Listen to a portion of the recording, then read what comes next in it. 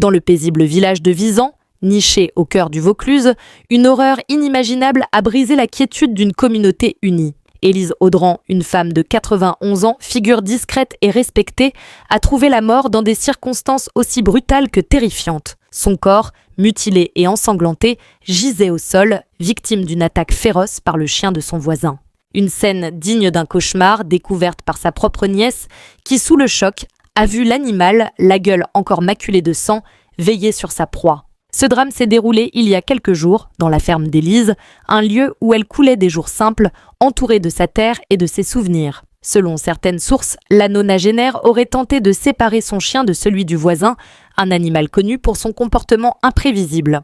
Mais ce qui devait être un geste anodin s'est transformé en tragédie. Le chien, déchaîné, s'est retourné contre elle, la projetant au sol avec une violence inouïe. Là, impuissante, Élise a subi une attaque d'une sauvagerie rare, son corps lacéré par des morsures implacables.